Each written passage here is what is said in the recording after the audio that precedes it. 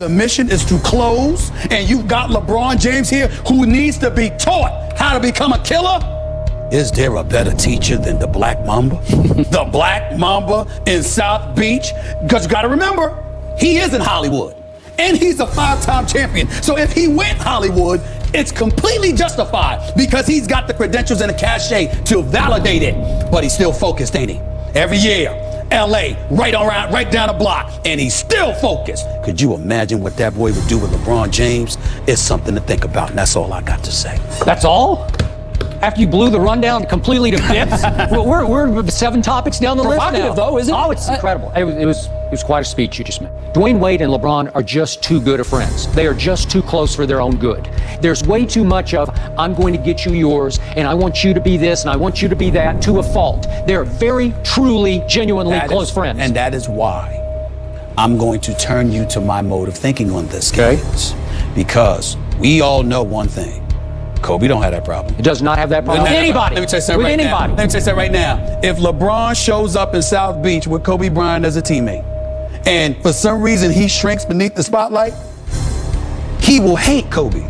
Because Kobe's going to come at him. He's going to come at him. He's going to come at him. Here's my question. He's going to come at him. Here's my He's a concern grown about man. your deal. I like your deal because it could be one of those classic good trades for both teams. Both teams. Yeah, but here's my problem. You say Kobe can close, but is his window closed? No. Is it closed? Absolutely Well, I don't know. You answer that. I'm scared about it. I don't know. He looked pretty good health-wise. Let me tell you something right now. Kobe on his own has a legit 2 years left in him at this level. But with LeBron, you can double that. All right, that's fair. Because it's LeBron. But don't bring me that Kobe will teach him the unteachable, because you cannot learn the clutch gene. I've said it a million times. You just can't. LeBron will be he'll go chosen one to frozen one. It would be up to Kobe to do what Dwayne Wade has not been able to do so far. I'm going to say this to you. Completely different position. Doesn't even equate.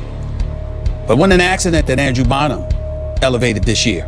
Okay? Yeah. I mean, when Kobe, you got somebody that can get it done. Okay. That's in your face about what you need to do. Jordan with Pippen. Pippen, what was he when he first came into the league? Thank you. I'm just saying he's not a top 50 player. He had the migraine headache. He's not a top 50 player. He had the migraine headache in Game 7 of the Eastern Conference Finals in 1987 when Jordan's on a bus and his late father, God rest his soul, is busy hugging his son, and Jordan is crying, talking about when we going to get over the hump, when we going to get over the hump. And Scottie Pippen had let him down, and all of a sudden they came back and they started steamrolling over everybody. Why? Because Jordan elevated Pippen. It can be done. It can be done. It can be done. You realize what you just admitted. It doesn't matter. Scottie Pippen is not a top 50 player. Thank you. Just because Jordan elevated. I don't think he said yes, he did. No, I didn't. Just because Jordan elevated Pippen doesn't mean Pippen's not there. He still got there. No, he still got there. Best player in the NBA. Kobe Bryant. Better than you. I would have to say right now. He's a really, really good player. Individually, he has some of the best skills that the NBA has ever seen in history. And he's shown year after year after year why he continues to be one of the best players in our league. I'm getting back. Bryant, and one guy's certainly envious of the way Bryant's played lately, LeBron James. I scratch my head every time I hear the name Kobe Bryant right now, and I try to get a dictionary and try to find a word that what he's doing right now, and I'm just lost for words. I mean, he's amazing. I've been quoted saying that he's definitely the best player in our league. To me, in my eyes, the best scorer in our league, and it's unbelievable. I don't know if it's not another guy in this league that can accomplish some of the things that he's doing right now. Well, in Cleveland this past week. So let me ask both of you. Kobe, you start. Tell me how you see LeBron's game developing after just going up against him this week. I mean, he's an incredible player. I think, his size and, meshed with his quickness and his leaping ability, his passing ability, his shooting ability. I think he's a tremendous all-around player. LeBron, how's Kobe doing these days? Well, like I've been quoted in the past, and I will continue to be quoted, I think he's the best player in our league right now. What he's able to do offensively and defensively is, it's unbelievable. And I look up to a guy like Kobe Bryant just because of what he's able to do every night he goes out on the basketball court. So once again, I'm quoted again saying that Kobe Bryant is the best player in our league. You will know when you win in that one-on-one against LeBron.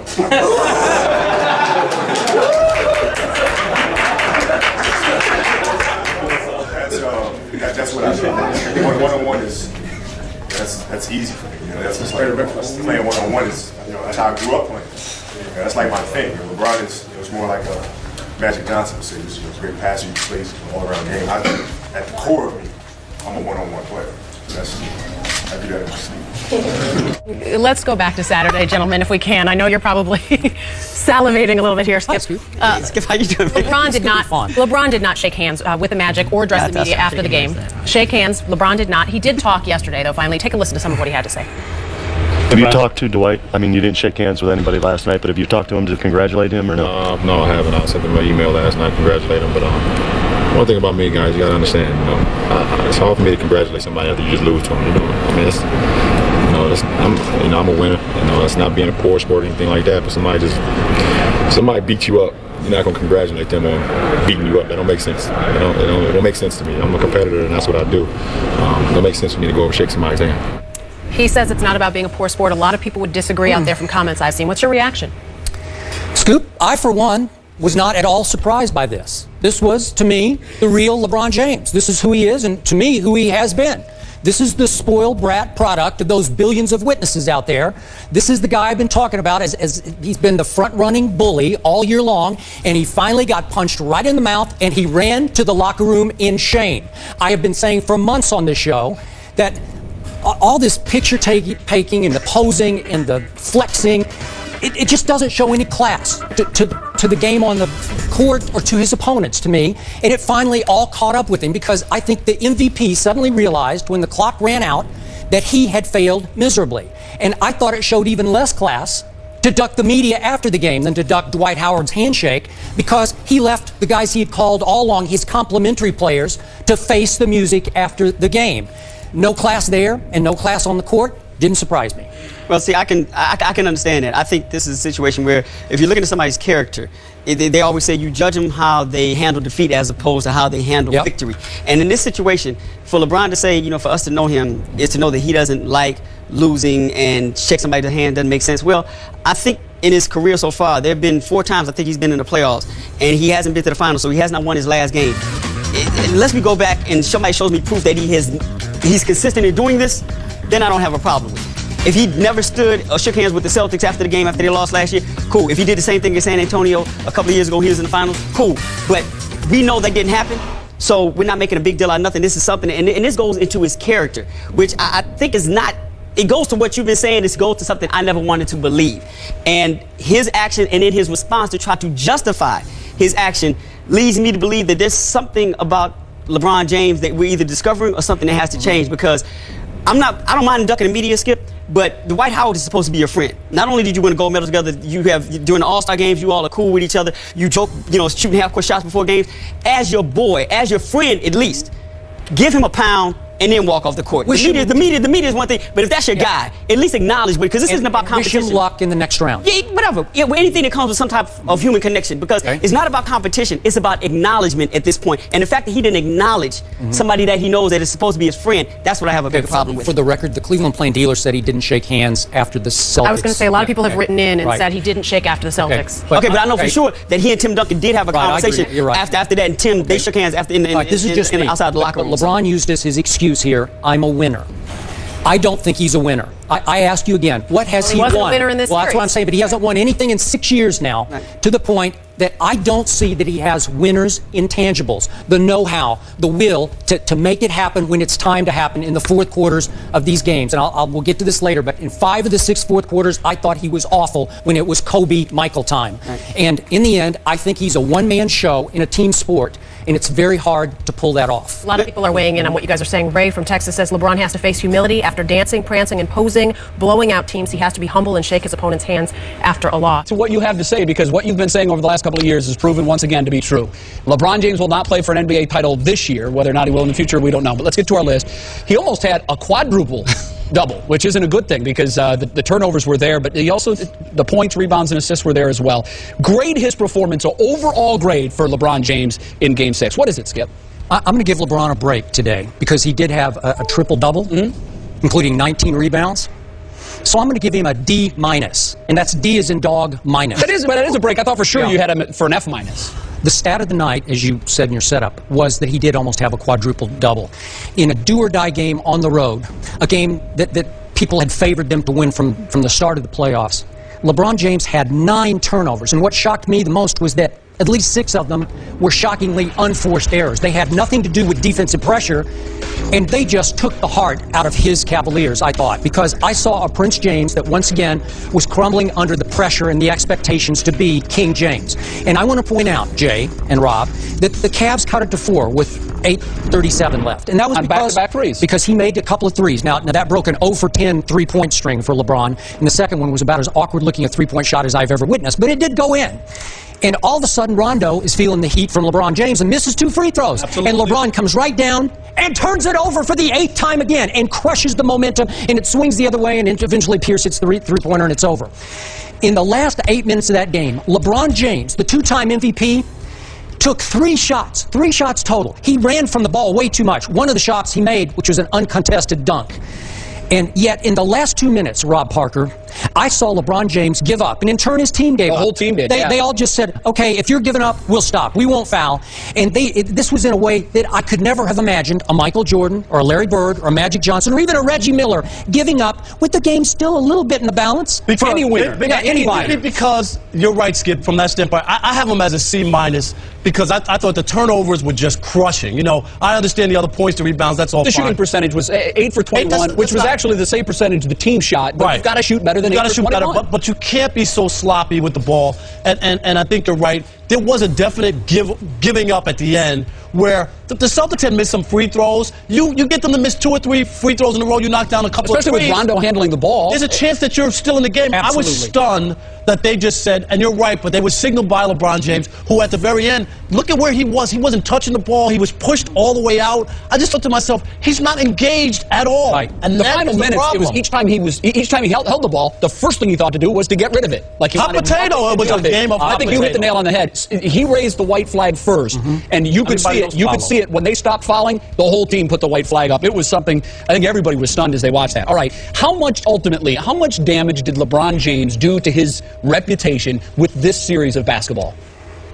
Look, obviously, for me, as you well know, all too well, it just confirmed everything I've been saying about him for 3 or 4 years on the show, and so much of it I've been criticized for because I've been unfair and over the top when I talk about LeBron James. And so, Jay, just let me say, for the record right now, I'm offended when people dismiss me as a hater. I don't like that term when it comes to LeBron. If you want to use it in the big picture, that's fine. And it's used towards you a lot, okay, when it comes to LeBron James and others, too. As God is my witness, I don't hate LeBron. I don't know him well. You know him better than I do. But I get the feeling he's really a good guy, nice guy. Maybe he's too nice of a guy. But please don't kill the messenger, because all I ever do, and have tried to do from the start with LeBron James, is just watch closely and tell the truth about what I see. And truth is, from the start, I saw Batman talent, supreme talent, the biggest talent I've ever seen in the NBA. But the intangibles are much closer to Robin. He's Robin more than he's Batman. He's Pippen more than he's Jordan. I think that's a legitimately fair point. If I may speak for those who throw the arrows at you when it comes to haters, answer this, because I think this is something that a lot of folks that listen have a problem with. We understand that there are shortcomings in the game. It's obvious. If you watch him as closely as you have, they are there.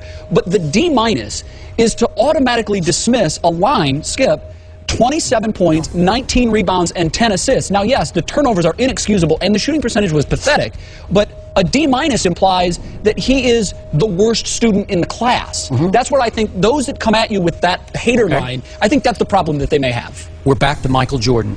I feel like he begged this comparison, because he did choose number 23, and he's going to change to 6 next year, but he did steal the powder throwing routine, and I thought he shamed the number 23 the last 2 games, and that's my legacy for him right now, because that's all I have to go on. But well, you have other games. I know, but he was lifeless in those last 2 games. That's fair. To the point I'm saying, he's the fake MJ. He's the 2-time MVP with 2 times the best regular season team by far, to me, and the prohibitive favorite going into the playoffs. And twice now I've gone, okay, I'm going Orlando in 6 last year over Prince James. You got them both. And then I'm going Boston in 6, because he can't stand up to the pressure. The higher the expectations, the worse he performs. Right. Now, this is, you talk about damaging his reputation, and I think he did damage it, especially the Game 5 was even more, where people just really lost their minds on what he was doing and couldn't put a finger on it. A lot of head scratching to the disconnect of to the disconnect, wasn't there. Totally. I think today, people should appreciate Michael Jordan more than ever before, because, and I'm not saying it's LeBron's fault, because people always want to make a comparison, totally, Skip, to Michael Jordan. And when you look and now start to compare the notes, how hard it is to win and what it takes other than just pure basketball talent, which we know LeBron has, it tells you about that gene you always talk about. That Michael has, that you got to question now whether or not LeBron really has it. I think those questions are fair. And I think this is what I got. Just 2 minutes ago, I'm in the cafeteria. Young 20-year-old black guy who is a LeBron fan, and those are all the people who you hear from who are all on LeBron's the greatest, said today for the first time, you know what? I think I'm going to be off this bandwagon. He is not Michael Jordan. And I think people are going to finally buy into what you've been saying for a long time. Let me bring something up quickly, because you have always made the contention that it was LeBron who welcomed that upon himself. Truth be told, he was the chosen one, as dubbed by Sports Illustrated. The mass media, Skip, from the time this kid was 15 years old, was saying, as we so unfairly and often do, here he is, the next one. I don't believe that LeBron James discouraged those. No, he didn't discourage it, but at 16 and 17 and 18-year-old, do you know how to do that? Okay, what we've seen now, period, end of story. LeBron James was made for the regular season. He's a regular season dynamo. He's made for our Sports Center plays of the night because he's always #1 in the regular season. But come postseason time, he's the most overrated, overhyped superstar in my history in this business. Seriously. That's my bottom line to this discussion. That's a very fair, I would say that's fair. I would say that's fair. He doesn't have the... Dwayne Wade, just 8 points, a new career playoff low for him. The Mavs use a 21-9 run over the last 10-plus minutes of the game to win this and even up the series. LeBron, again, just 8 points. How do you explain this? Rob, last night we saw the same LeBron James who went into a trance and crumbled under pressure in Game 5 last year against Boston, even in the second half of Game 6. This was the equivalent to me of an NBA panic attack, going blind under the pressure. 0 for 1 in the fourth quarter with 2 killer turnovers? Are you kidding me? On the NBA's biggest stage, in LeBron James' biggest moment, once again, he was exposed for how few superstar intangibles he has. Most talented player in the NBA, but no killer instinct, no rising to the biggest occasions. I still say the reason he chose to go to Miami was so Dwayne Wade could win him a ring or 3 or 4. And up 9 with 10 minutes to go, it sure looked like Dwayne Wade was taking LeBron on his first championship ride. So I'm not going to criticize LeBron for not scoring in this game because I don't expect him to score big in a game like this. Yeah, he got nervous-handed again, started bricking shots. He was even missing layups in the first half. What shocked me was that LeBron James went comatose on defense. After Jason Terry had called him out the day before, he went deadheaded on defense in the fourth quarter and let Jason Terry get loose for 8 points that should have been maybe 10 or 12 or 14 points in the fourth quarter. And finally, I don't mind, again, that LeBron doesn't shoot, but I do mind that as the point guard of this team, he quit creating shots in the fourth quarter. Not one time did he get in the lane and create an easier shot for a Dwayne Wade who was getting double and triple teamed the whole fourth quarter. Skip, this disappearing act is more inexcusable than last year, and I'm going to tell you why. You're on the precipice of winning a title. Up 3-1, right? I mean, it's a big game. LeBron, before the game, we saw the video. We should be playing like our backs are against the wall, even though we're up 2-1. Remember, he told everybody? And yet, in the fourth quarter especially, it was like a Weir's Waldo. I didn't even know he was in the game. I'm looking for him, and you're right. It wasn't just...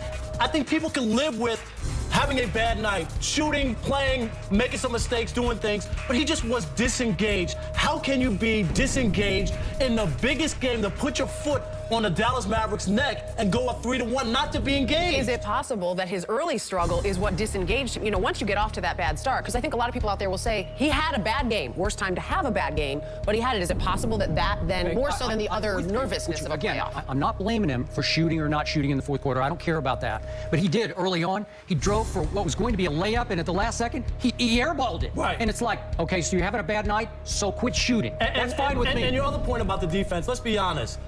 Jason Terry had open looks. Yeah. Where was LeBron? He had open looks. He could have knocked down, like you say, another six or 8 points. And as I said yesterday, I said this. It doesn't take the clutch gene to play great shutdown defense. So at least if you're having a bad night, you can shut down the 6'2" guy that you're guarding in the fourth quarter. Are you kidding me? It got so bad that even on the last play of the game, Mike Miller had an open quick pass to LeBron in the corner for an open 3. And Mike Miller said, no, I'm going over here. Because they just said.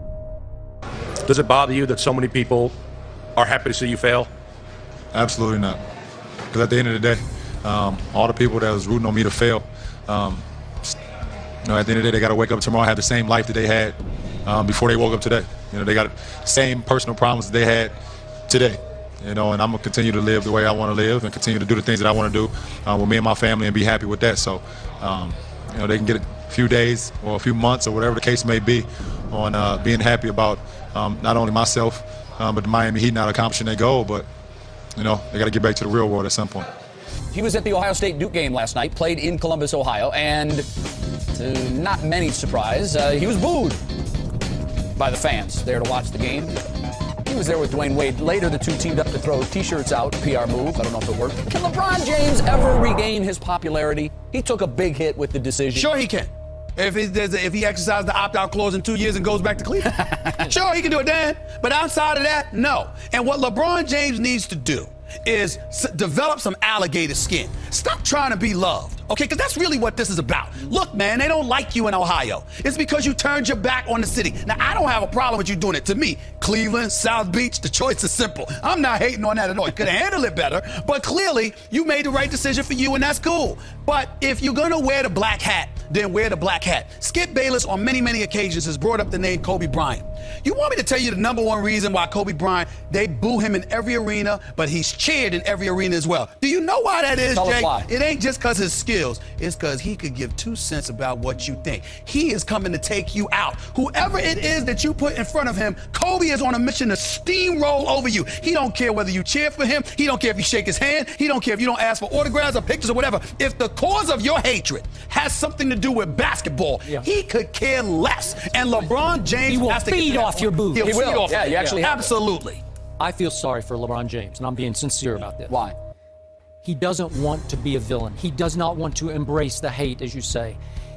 He's not a mentally tough kid, and he's still a kid at heart. He's almost childlike to me. He's not thick-skinned. He's thin-skinned. He wants so badly to be loved, and he can't be loved. He does the wrong thing at the wrong time.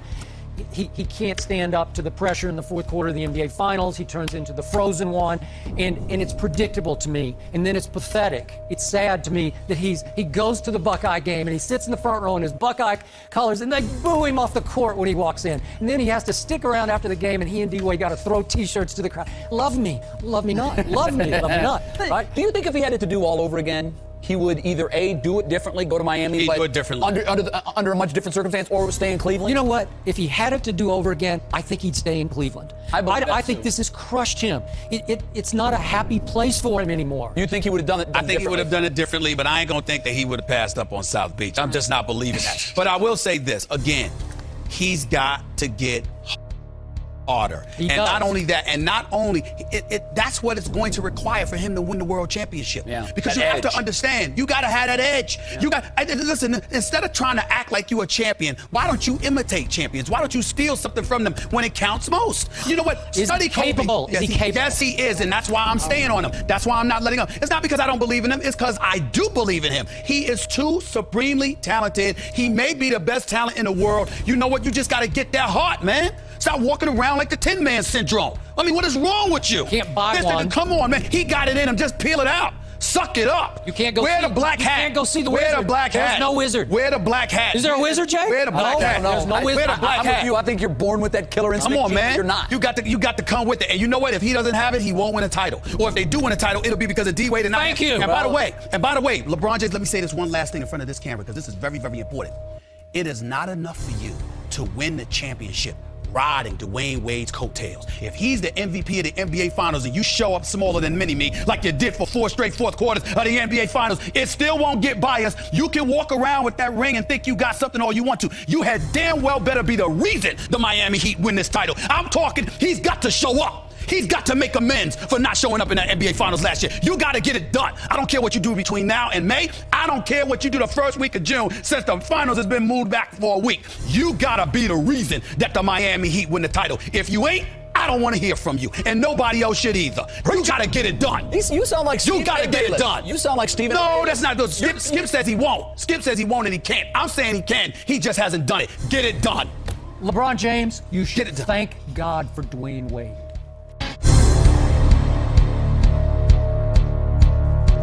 Welcome back to my channel, sports fans. Okay, let's get into this one right here.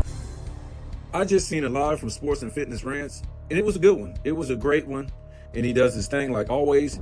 But I want to talk about a little bit of what he was talking about in a different sense, and not too far off from what he was talking about. But, you know, the LeBron James fans, they cry about, you know, the super team that the Boston Celtics built in 2007, 2008, and how LeBron James didn't have enough help. So I thought I would finally put the nail in the coffin about what happened in the span of 2007 all the way until 2010. Some of the things that, you know, the LeBron James fans aren't privy to, they're not told about, they don't care about, and a lot of things that, you know, ESPN, Fox, and these guys don't tell about the history of the NBA back then.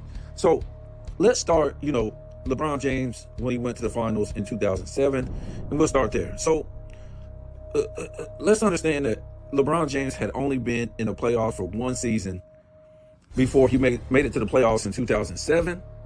And, you know, we kind of feel like, you know, when you go back and you look at the numbers in 2006, that, you know, he took a 3-2 lead going back home on the Pistons, and he ended up losing both of those games, right? 6 and 7. And when you look at his turnovers, his field goal percentage in games 5 or game 6 and game 7, he had awful games, right? And so we go to 2007. We know he made it to the finals, and he played nobody. The first round, 50 win.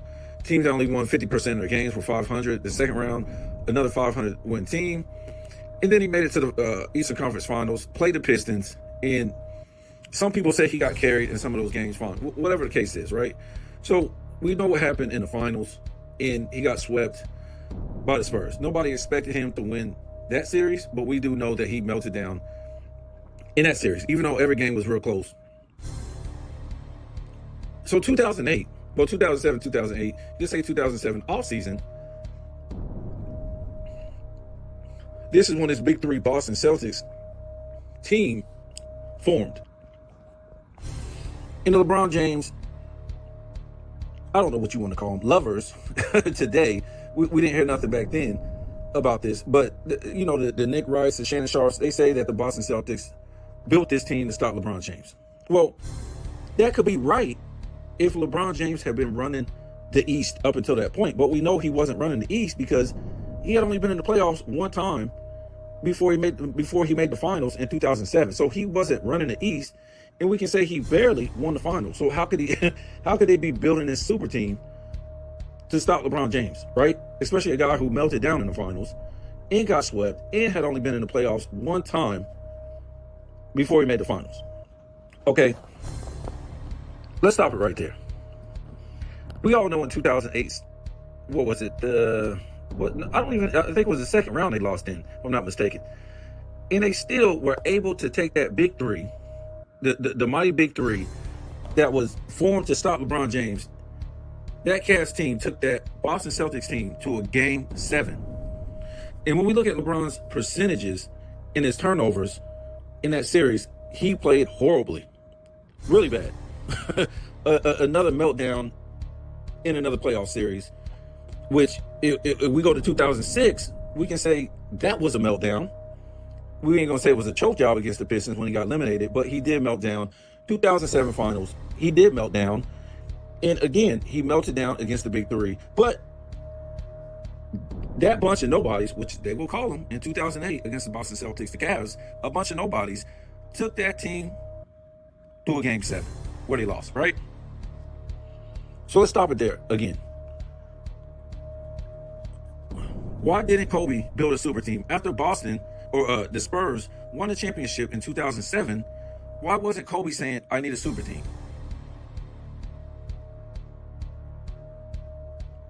Well, we know he went and got Paul Gasol on the 07-08 offseason, and he didn't duck the Spurs when they come to playing them in the playoffs in 2008. And he knew most likely in 2008 he was going to have to play who?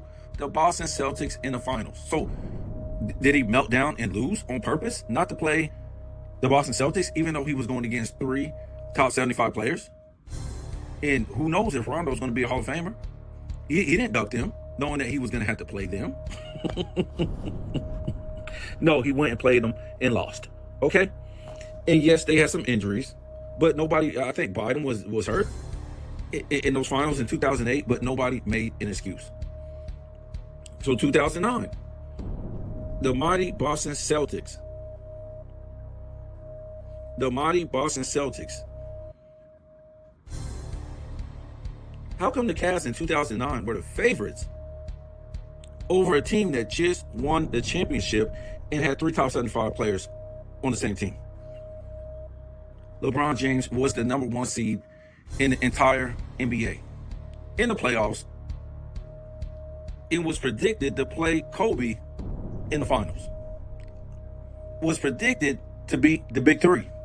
And one of the reasons why was not only did the Cavs take that mighty Boston Celtics Big Three to a Game 7, but they were a year older. So people were like, they're a year older. The Cavs already took them to a Game 7 with LeBron James playing like trash in 2008. And the Cavs had a great season, 2008-9 season. So what happened? We all know that LeBron James couldn't beat the Magic. Not only that, the Magic with no super team beat the Celtics. So the mighty Boston Celtics weren't that mighty if they got beat by the Magic. They got beat by the Magic in the playoffs. And I don't want to hear no excuse. Oh man, this guy was hurt. These are excuses, folks.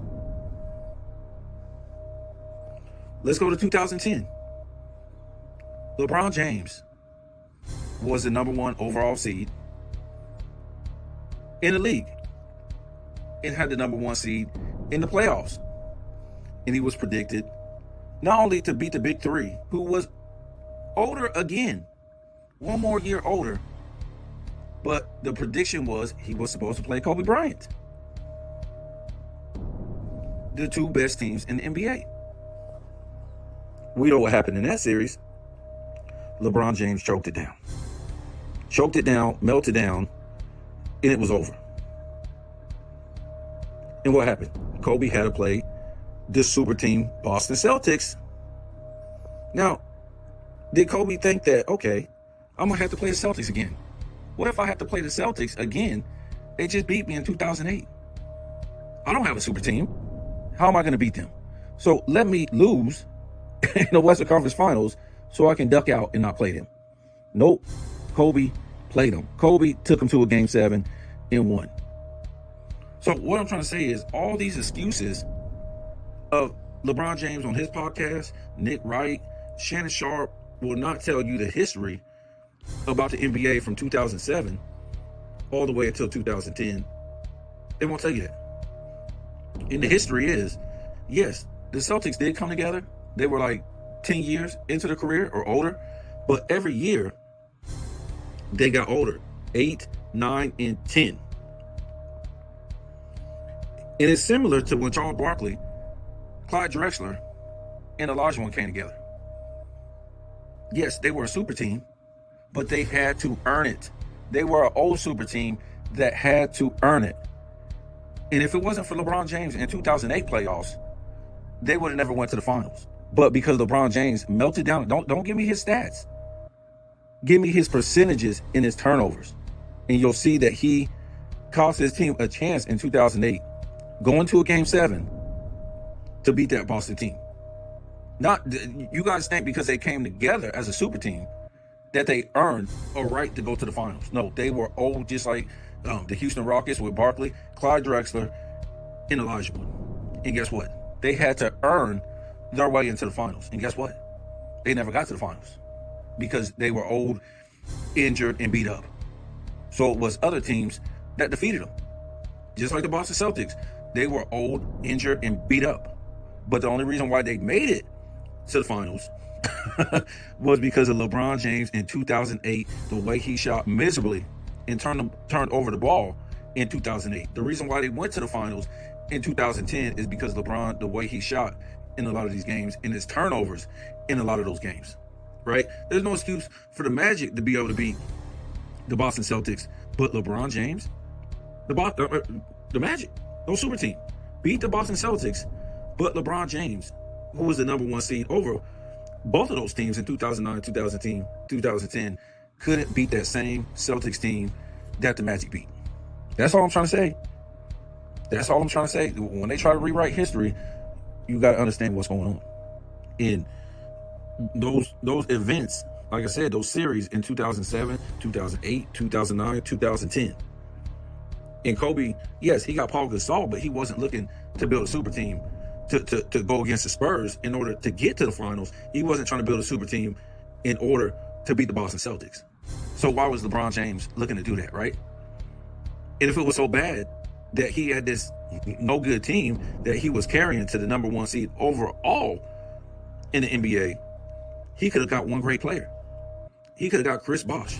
He could have did the same thing Kobe did. Kobe would have got Paul Gasol for the challenge to come out of the West to beat the Spurs, or to play the Suns and play the Boston Celtics in the finals. So this is the same thing that LeBron James could have did. Got another team's number 1 franchise player, and he could have rolled. Because you guys say, oh, Antoine Jameson wasn't good enough. Shaq was old. Ben Wallace was old. Okay, that's fine. Why didn't he get another team's number 1 franchise player? Why didn't he do that like Kobe? Because that's all Kobe needed. Kobe didn't need a whole bunch of young guys. Kobe didn't need a trio. He needed a duo. He could have got a trio like the Boston Celtics did, right? He could have said, oh, the Spurs, they got a trio, man. They got Ginobili, they got Parker, they got Tim Duncan. I need a trio of number 1 franchise players. He could have did that, but he didn't do that. So why didn't LeBron James do that? Even if he would have, went to Miami, which still would have been a pump move, and just played with Dwayne Wade. Why didn't he do that? And to cap it off, if you don't think it's real, he did it again when he went to Cleveland. Nobody was really in the way once he went to Cleveland, because the Lakers were pretty much washed when he went to Cleveland. The Spurs were pretty much washed when he went to Cleveland. So how come he just didn't go play with Kyrie?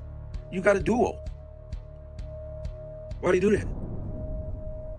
Because to me, when we look back at it and we go, oh, Kevin Durant went to the Warriors, to me, that's a duo right there, if you want to be real. Because Clay and Draymond Green aren't other teams' number 1 franchise players. Those guys never carried another team. Never. Draymond Green never carried another team. Clay never carried another team. Curry was the leader. So in essence, Curry didn't do nothing wrong but go and get a duo. Another guy's franchise player, basically what Kobe did. So it's 2 guys on that Warriors team in 2007, 2008 who are really a duo. Two other teams' number 1 franchise players. And now this is still LeBron James in Cleveland in a trio. 3 other teams' number 1 franchise players. And I know LeBron James came from Cleveland, yes. But we know about Kyrie. He was the leader of that team before LeBron James came.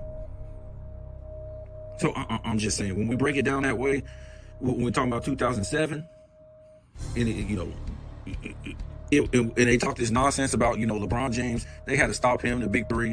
Why would they have to stop him? Okay, if he won a championship, yeah. If he had been running the East for like 3-4 years, okay, let's try to stop him. Maybe that's why, Charles Barkley, Hakeem, and Clyde Drexler came together in hopes to stop Michael Jordan. But guess what? They couldn't even come out of the damn West. Because they were old. Just like when the big 3 came together, they were old. They shouldn't even came out the East. In that game 7, really, or in that series in 2008, LeBron James just went to the finals. And then he took them to a game 7, shooting like hell. So if he would have shot good in that series, not turned the ball over like he did, they would have never made it to the finals in 2008. And they damn sure didn't make it to the finals in 2009 because the Magic beat them. So there's no excuse for 2010, again, for LeBron James that had the number 1 seed overall in the playoffs. If the Magic just beat him in 2009, there's no excuse for LeBron James not to beat him in 2010. It's just ridiculous how they're trying to rewrite history for this guy. When we look at the events that happened from 2006 to 2010, that's what they are. You can't erase that. You can't be like, oh yeah, they try to stop him. Stop him from what? Stop him from what? He wasn't playing no good teams in 2007. Okay, he didn't take the Spurs to a game 6 or game 7. He wasn't really a threat in the East. He didn't do nothing in the East. So what were they trying to stop? And if he was, like I said, the Celtics were such a threat. How come they didn't sweep him 4-0 in 2008? How come they didn't beat him 4-2 in 2008? How come they didn't beat him 4-1 in 2008? This dog tripping. How come they didn't beat him like that? I don't understand. And you know what's so troubling, you know, and I love Bill Walton, and I love how he used to call games and analyze and stuff like that. But you know, he was saying something in Game 3 of the 07 Finals. I guess he was on the panel on ESPN, and he was talking about, you know, how, you know, they don't have a chance to win Game 4, and they'll probably be swept if LeBron James don't get no help. Don't get no. And this is crazy. What they were paying people to say back then. Bill Walton was saying this stuff back then. He had melted down in every damn game up to that point, to Game 3. He played miserably up to that point. And every game was basically close. Now, if we had seen that LeBron James was putting on good performances in Game 1, Game 2, or even 2 out of 3 games up to that point, that would be a valid point, what Bill Walton was saying. But so you want the team to carry him? You want the team to they did what they could. They kept every game close as LeBron James melted down in the first 3 games, shooting like hell, turning the ball over like hell. What else are these guys supposed to do?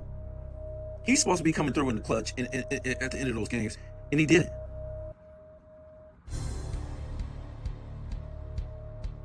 So I was surprised Bill Walton was saying that, but you know, a lot of these guys were getting paid off back then because they this guy was protected back then, folks. I mean, give the team a chance, and then he went into Game 4 and melted down again. I mean, just say the Spurs were the better team in the clutch in the 4 quarters, and LeBron James couldn't come through in the clutch. If he came through in the clutch or he played good games or whatever, like I said, 2 out of 3 games at that point, if he would have came through, not saying he had a win, but if he would have played his game, they never said that about Michael Jordan. They never said, oh, Michael Jordan losing to the Celtics and the Pistons only if his team was better or something like that. You know why they say that? Because Michael Jordan was out there giving it to him. Michael Jordan was going out like a G. And so they knew, what did they know? Even though Michael Jordan gave it his all, his team had no chance. Okay? But they try to make up these excuses for this guy. And, you know, he's on his podcast. Like I said, he continues to try to rewrite history. We don't know why. Your career is over. It is what it was. You failed. And even if they try to discount, you know, the 2000s, he had his super team try. And the 2011 happened, 2014, 15, 17, 18, it's over. He had his super teams, and he should have ran through his opponents. He was playing, to me, old Dirk Nowitzki, right? A lot of those guys were, you know, old. Jason Kidd was old. A lot of these guys weren't primetime all-stars and stuff on that team. J.J. Barrera, you know, Jason Terry and stuff like that. To me, that should have been a sweep. Should have been a sweep. Should have been a sweep. A super team going against what? That ain't a super team. They didn't have 3 number 1 franchise players on that team. That was in their prime. Spurs, old team. To me, they should have swept the OKC Thunder. I know they beat them 4-1, but they should have swept the Spurs in 2013-14. Saw what happened in 14, and they got beat by a record margin. We saw what happened in 13. They barely beat them. So that's all I'm gonna say about that. You know, I just noticed what Sports and Fitness Rant said. He made a live video, and LeBron James never had a rivalry, like, you know, Sports and Fitness Rant said, because he never came through for his team. Michael Jordan went through the grind. He got beat up by the Celtics. He got beat up by the Pistons. And guess what? Whatever you think, oh, they got old, whatever like that. Those weren't his contemporaries in the first place. Okay, and we can say, okay. At the same time, what would LeBron James fans say? Oh, that wasn't his, you know, the big 3 Celtics weren't his contemporaries. Well, we can say that too. But he's got to wait his turn. Michael Jordan, even in 91, was not favored.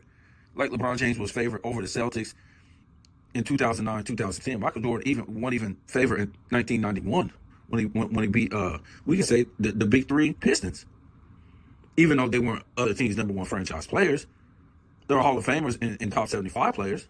And Bill Laimbeer, he should be in the Hall of Fame. That's a crime. Who's this guy? I forget his name. He should be in the Hall of Fame too.